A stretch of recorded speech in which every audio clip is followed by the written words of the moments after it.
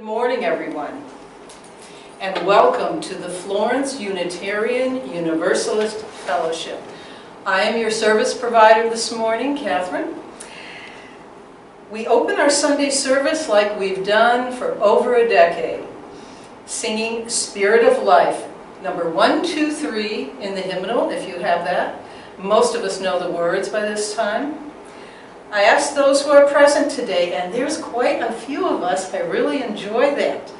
I have Ray and Ruth and Dr. Ruth and Jay and Rema and Min and Brooke and Nancy. That's good. These are one of the biggest groups. We're all spaced out very safely.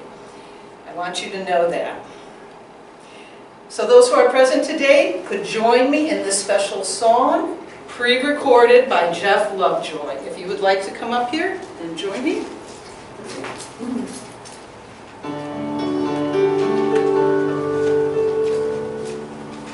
Spirit of life, come unto me, sing in my heart all the stirrings of compassion, blow in the wind, rise in the sea, move in the hand, giving life the shape of justice, bruised only close, wings set me free, Spirit of life, come to me, come to me.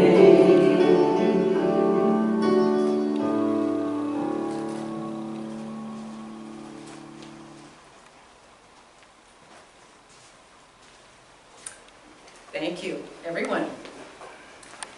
I trust you all received your midweek newsletter that included our calendar and flyers for upcoming birthdays, services, classes, and important events. You'll find handy links within each flyer, excuse me, my glasses steamed up, that will direct you to the class or the event. So keep that midweek newsletter. There was a little bit of a glitch when we were trying to find Dean Schrock's link last week. And so this has now been taken over by Jim Negri, and he is doing a fabulous job. So hold on to that newsletter in the midweek. For instance, Reverend Elizabeth started the first of a 3-part series on the history of Unitarian Universalism. The next class is January 14th, and then the next is January 21st. Find that flyer in the newsletter, and please contact Reverend Elizabeth if you want to participate. Dean Schrock has the first Tuesday class of every month called Connecting with Soul. Again, look for the flyer and you'll be directed to the Zoom link. It's really a class on one's intuition, and that's what connects us to everything, to the universe, to the collective conscious. It's very fun. He does a little talk, and we do a meditation with our own intuition. Jay, you were there. We enjoyed it. One last item. Our Sunday happy hour gathering has a new Zoom link. Check today's newsletter for the update. So that will be at 5 o'clock today, so check for the new link. Next week, we are delighted to have Reverend Elizabeth with us. Their topic will be expanding our horizons. Perfect timing for what we're experiencing in our existing fellowship and potential renovation. Ray, do you want to say anything about that? Sure. I hope you will all attend on Zoom our member and friends meeting on the 19th at 5:15 p.m. We're going to discuss at length possibility of expanding into the space next door, which is just under 600 square feet, and what we would like to do with that, and whether we should expend funds to make this place bigger and a home potentially for the next 7 to 10 years. So anyway, if you'll attend, you can listen in, and we're going to vote on it. So I hope to see you there.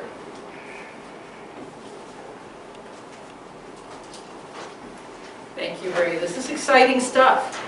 This is really something doable, within our reach, and it happens relatively soon. Now for the chalice lighting. I'll invite Rayma up here to light the chalice. You can light yours at home as Rayma lights ours up here. And these words are from Melanie Davis.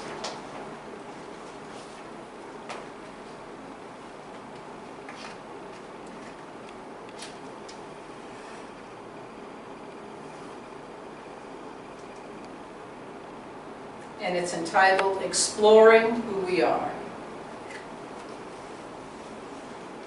Under the circumstances, playing with fire is a delight.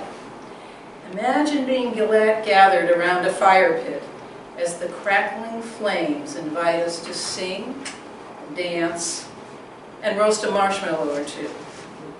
Our chalice also invites us to play. Although this is with ideas rather than with marshmallows, the flame encourages us to explore who we are, who our neighbors are, and especially where we are on our spiritual path.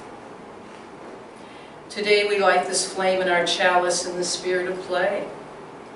Let us trust the light to guide us in this hour, in the days to come, finding joy along the way.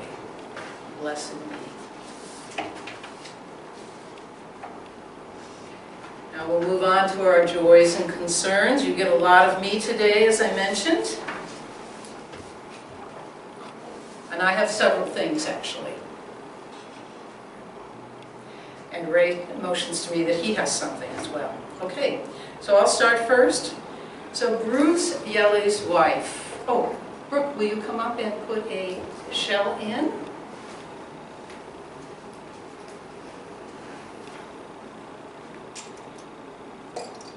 Thanks. Bruce Yelley's wife, Kathy, she shared a beautiful slideshow on Facebook of Bruce's life. Thank you, Kathy. I cried, and I'm a relatively new friend to Bruce. I'm sure that everyone that has known him for all of his life was so touched. I surely was. Another one, please? No, another shell.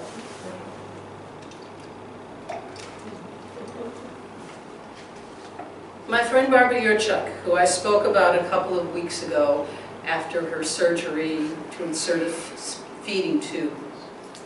She died on New Year's Day. I love you, Barbara. A mutual friend sent me a slideshow of our whole group of female friends down in California for the last 20 years. It really made me cry. Happy you are not suffering anymore, Barbara. Some people would have seen Barbara as having a really difficult life, but she so loved this existence, this plane of existence. Travel on, my dear. Again, I love you. Number 3, and this comes from Linda Coulter Berg. This is for our country. Especially those in Washington, D.C. right now, I hold you all in compassion. Even the man with the skins and the Viking horns.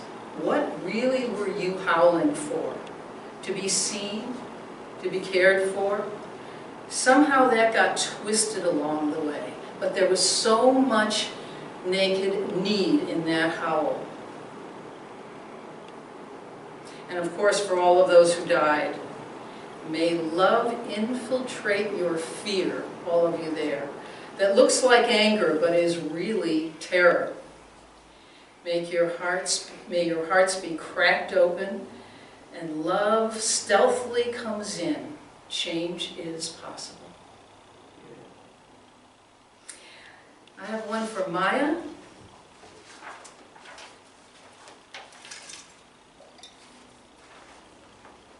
In her ongoing search for an answer to her pain, she doesn't give up, and neither do we. We hold you lovingly in our collective heart. You are so good, Maya. You're so good. You will find the answer you're seeking. One more from Linda Coulter-Bird.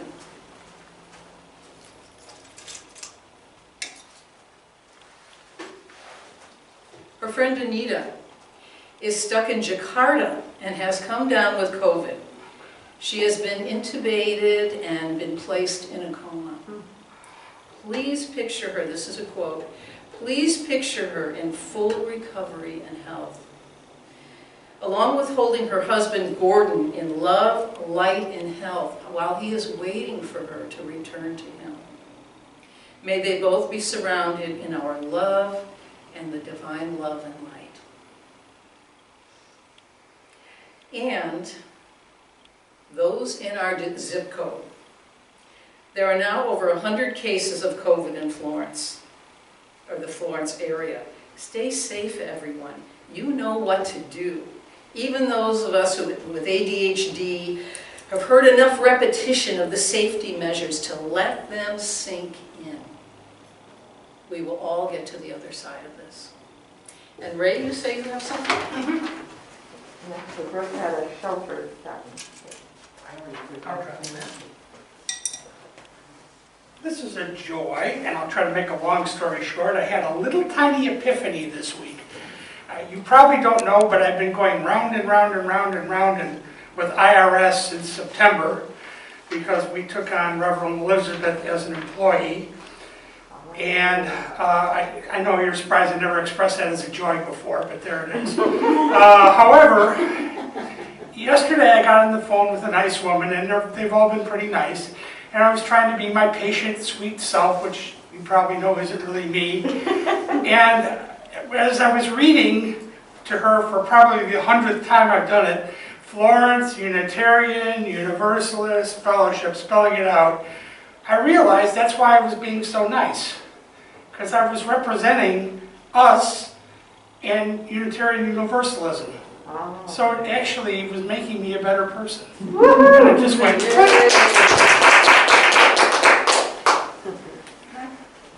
Yes. I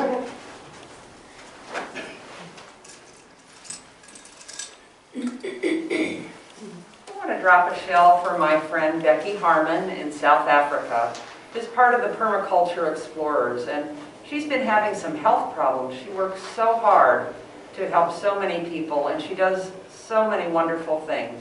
And so this is a time for her to rest and take care of herself and know that she's loved and appreciated, and I wish her good wishes and that she gets well soon. Thank you. And Ruth?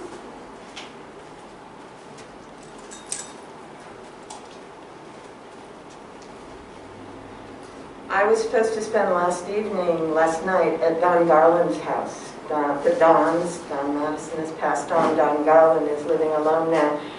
But he called to say he's been sick and that the VA thinks he may have the COVID. Oh. So we need to hold Don Garland in our hearts, in our love, in our awareness that he can make it through this and have the life that he deserves. Thank you.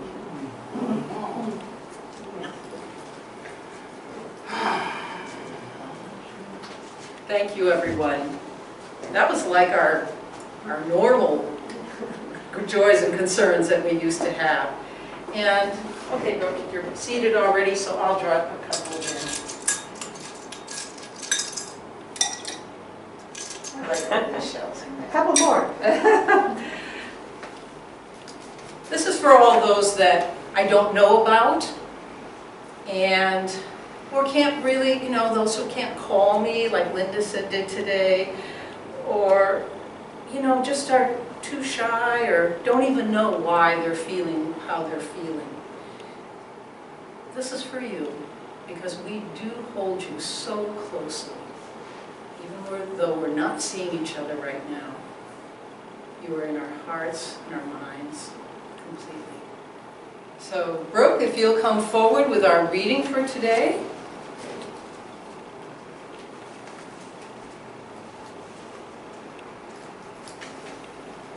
This reading is entitled Reflections on the Resurgence of Joy, and it is by Dory Janine Summers. How short the daylight hours have now become. How gray the skies. How barren seem the trees. A damp and chilling wind has gripped my mind and made me gloomy too. But there is that in me which reaches up towards light and laughter, bells and carolers, and knows that my religious myth and dream of reborn joy and goodness must be true, because it speaks the truths of older myths. The light returns to balance darkness. Life surges in the evergreens and us, and babes are hope and saviors of the world, as miracles abound in common things. Rejoice and join in the gladness of the light. Namaste.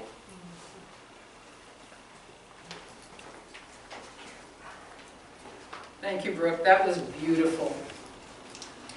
Today's musical interlude is titled Dreaming on a World by Tracy Chapman.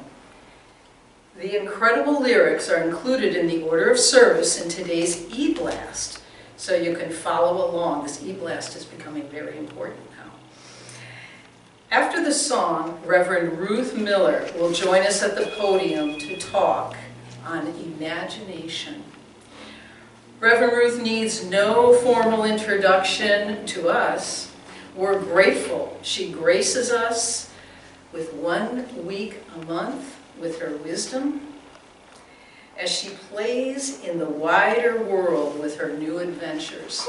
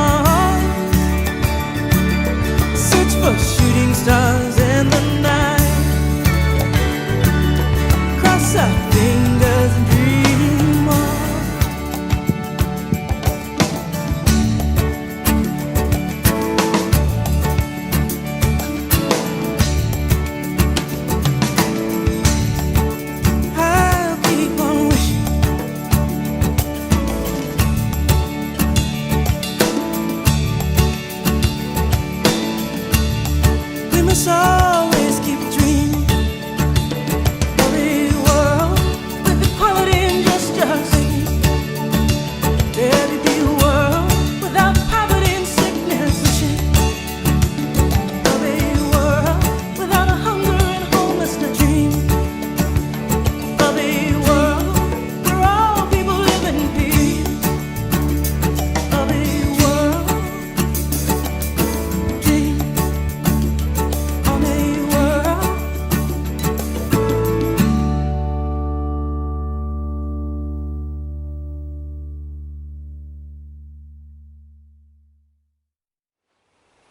Marvelous. Oh, my. Well, I hope you appreciated that song. It was just such a treat to find it. Tracy Chapman is one of my daughter's favorites, and I was delighted that she was able to say what we need to hear. And I do hope you get to spend some time with those lyrics. So the topic for January is imagination, and I love that word. Image, or image, nation. Cool. Especially at this particular time in American history. My goodness, I have never spent so much time monitoring the news channels as I have the last 3 or 4 days. Wow. I got to see almost all of the, what I'm calling the Epiphany Uprising live, and have listened to both extremes of reactions to it, the most progressive and the most, it isn't conservative, I'm going to say radically traditionalist, right? And, of course, the mainstream. And, you know, a lot of dialogues with folks that I care about. And so what we are talking about here is two very extreme versions of images of our nation, and a bunch in between. It's a continuum. There isn't a polarization here. There is a continuum. And in fact, it's very much a bell-shaped curve, right? Because we've got a few people down here, and a few people down here, and a whole bunch of people in the middle going, what is going on here?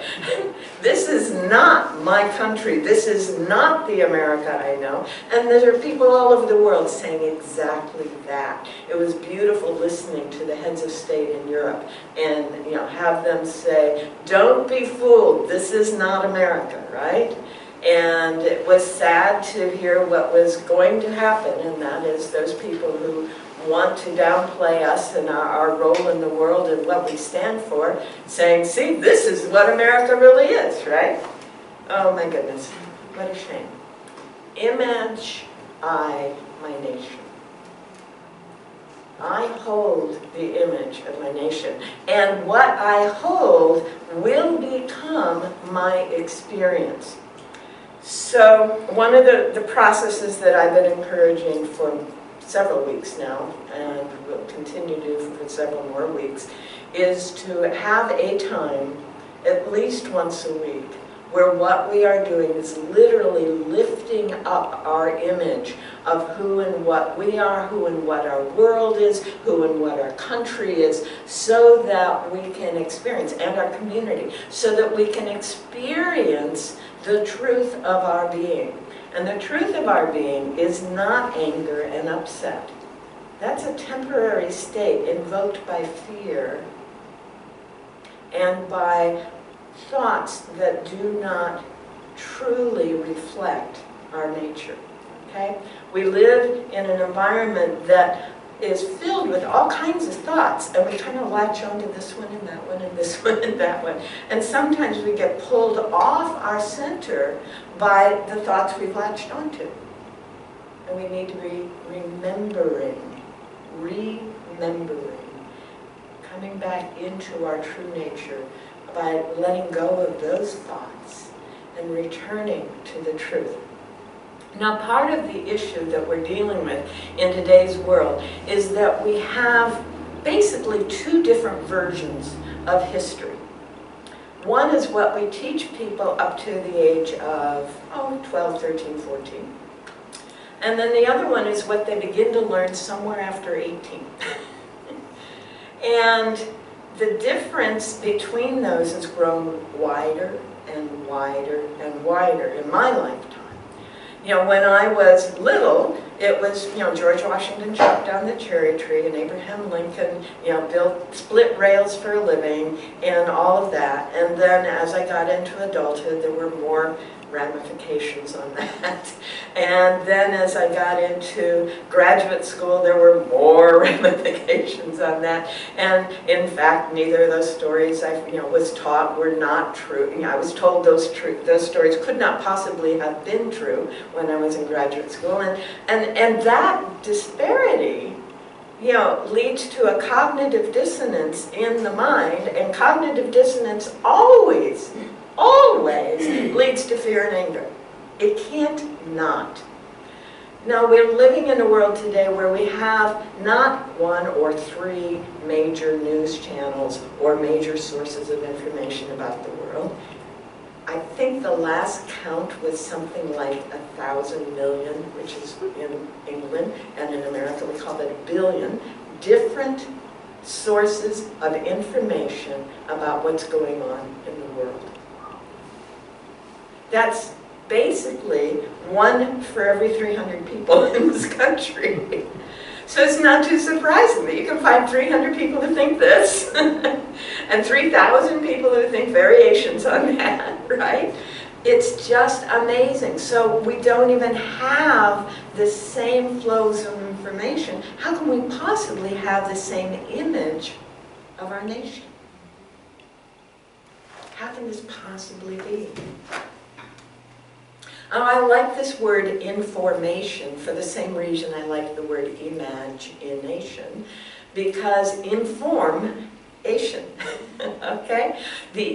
What I am taking in, what is informing or in formation, is forming my world, my experience, all right? So not only do I have to be aware of what random thoughts I am attaching to and accepting, I need to be very, very clear about what the stream of information is coming toward me, and realizing it is formation, it is forming my world and my experience. So you can imagine how I was holding myself as I was checking out the whole broadband of experience.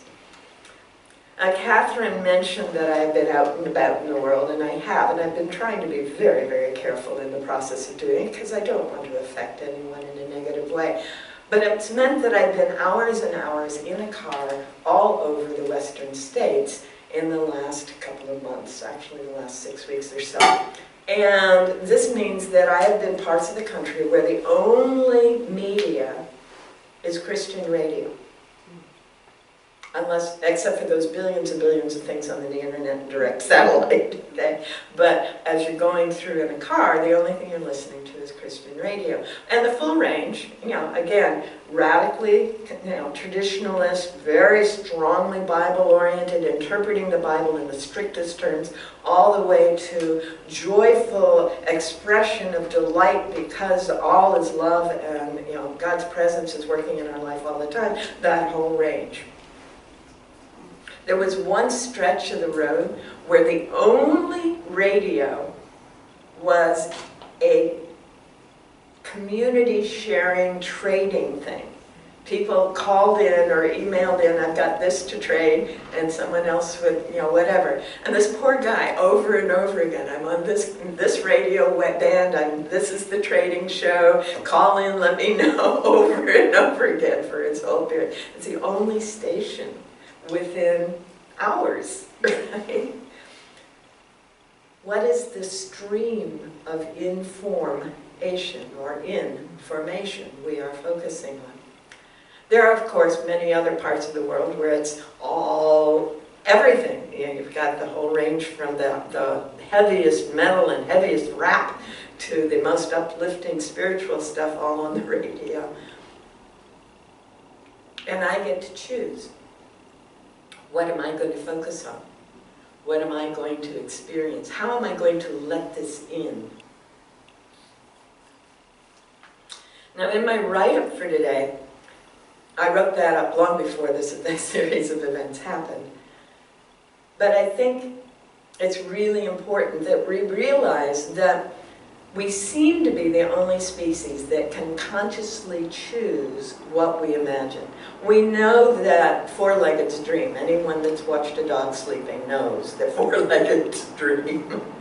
But we don't know if they are able to sit when they're waiting for us to come home, imagining what it's going to be like when we come home.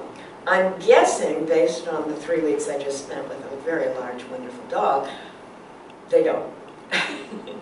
Because he is totally at peace until he's aware. And Rupert Sheldrake has done this series of experiments, and I was able to watch it. The whole family went to the movie, and I was home with the dog. When that movie was over, that dog got up and started pacing. They didn't get home for another hour, okay? But he knew when they were getting up and getting ready to get home. That was so cool. So we know they have that awareness, but we don't think that they have the capacity that we have to imagine what it's going to be like. And one of the things that I noticed on Wednesday, on this incredible event, was I don't think any of those guys had imagined doing what they did. And I listened to one guy last night who was willing to talk about his experience. He showed up in support of the president, and he got moved with the tide. He said there were some people who had arrived clearly in a group and were leading a lot of this, but he got moved with the tide and found himself in the Senate chambers, or in the, I guess it was the House chambers. The House chambers. And each step of the way, it was a discovery. He had not imagined ahead of time that this is what they were going to do. And as far as I can tell from the police response and everything else, nobody imagined that this group of people would storm the Capitol building. It wasn't in their pre-imagining. It became their experience as the natural outflow of what they were being in the moment. And I want us to be aware of that, because a lot of our lives, we live that way. We have not imagined, we have not set this is who I am, this is where I'm going. We're just kind of going with the flow of the crowd, the flow of the media, the flow of whatever is happening around us, and discovering and going, oh, wow, I just did that. You know, and he was commenting, this man in the interview, that he doesn't think he broke the law, because he was going into a building. I mean, it felt uncomfortable, because obviously they didn't want him there, but it is our building. We ought to be able to walk into our own building. So that was where he was. He hadn't even got a sense of what he was doing and where he was going as a set of boundaries or any of that. And I want us to be aware of that. That was such a good metaphor for how we tend to live our life. We tend to get up in the morning and just be moved along with the flow of information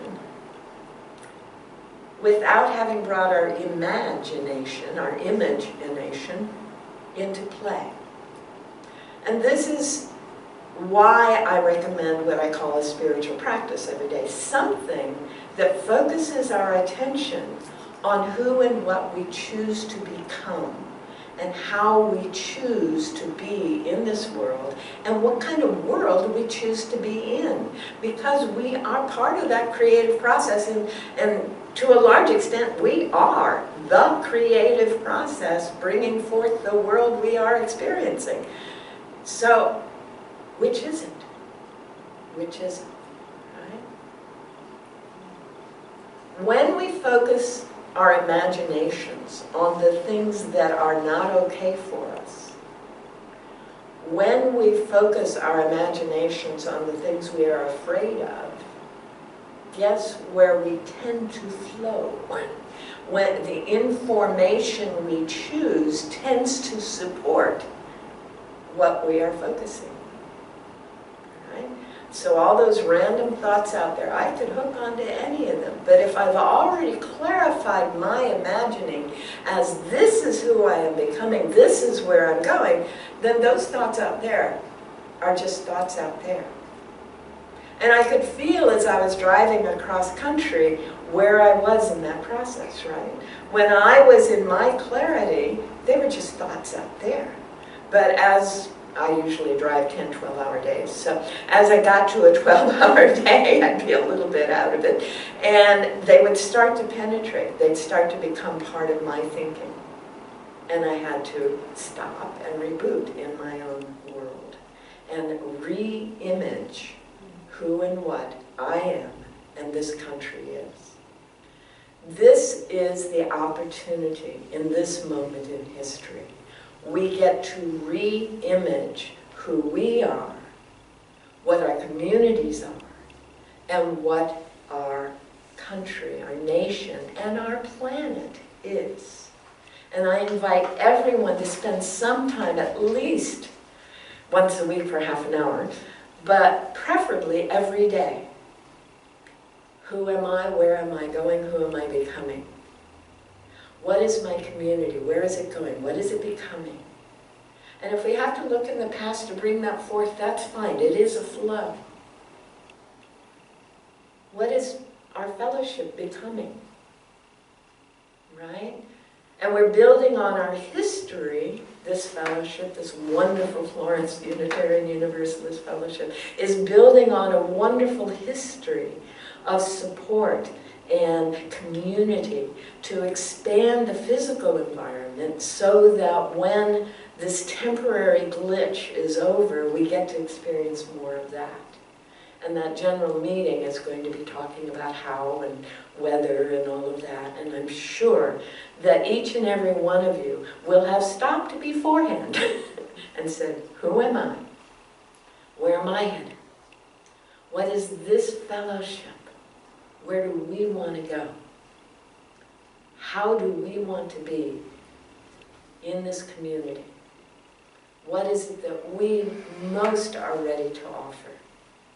What is it that we love and want to see more of? Those are the questions we want to ask for the fellowship, for the larger community, for the nation, and for the world. Thank you all very much.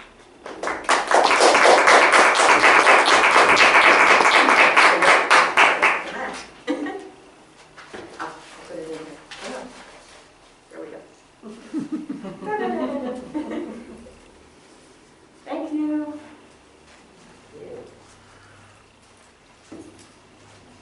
Thank you so much, Ruth. Excuse me, I have to get this little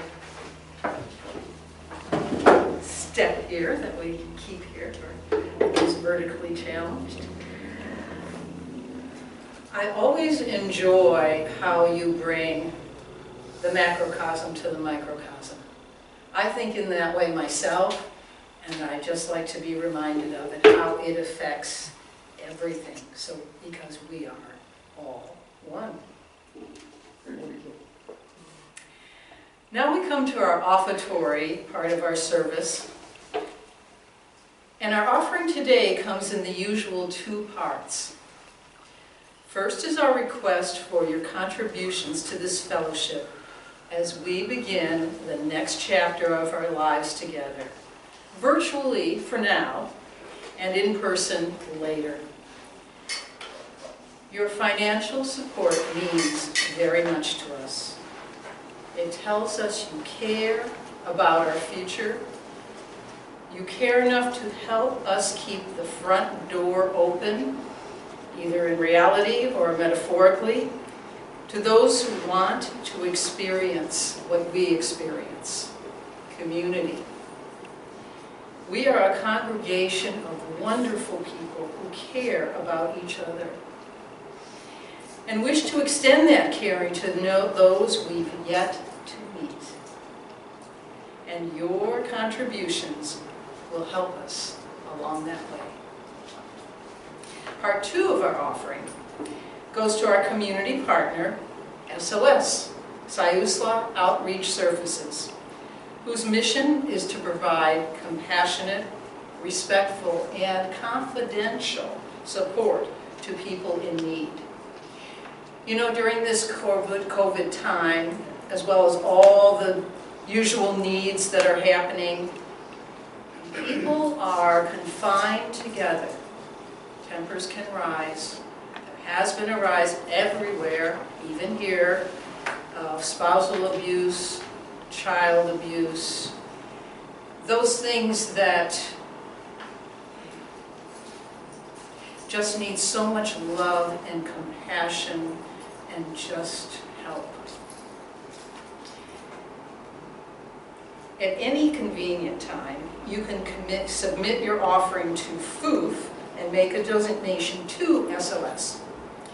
You can mail a check to P.O. Box 2502 in Florence, 97439, or click on the donate button on our website.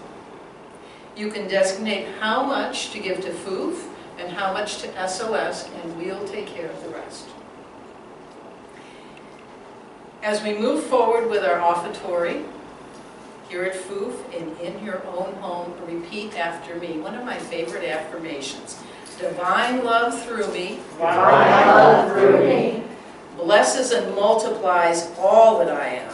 Blesses and multiplies all that I am. All that I give. All that I give. And all that I receive. And all that I receive. I am prosperous now. I am prosperous now. Blessed be. Blessed be. Thank you. Your contributions and donations are received in grateful appreciation. Now I invite you at home to extinguish the flame of your candle as Rema comes forward and extinguishes ours.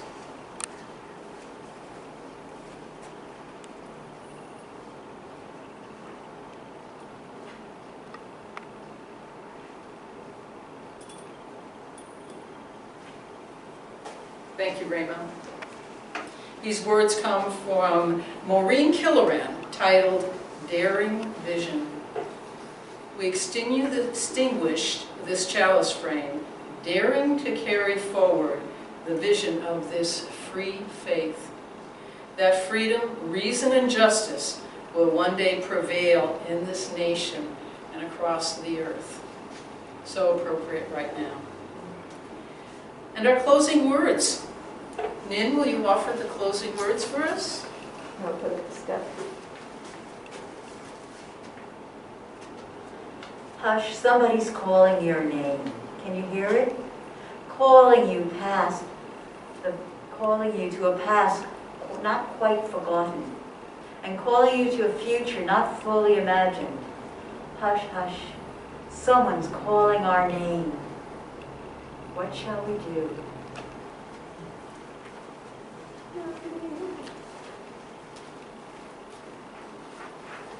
Thank you very much, Nan. I thought I'd get as many people as possible to participate with us today. Let's close now with the peace song performed by Jeff Lovejoy. I invite everyone here today to join me. Have a wonderful day, everyone. We'll see you at 5 p.m. for the happy hour, and remember to check on the new link. Someone coming forward with me?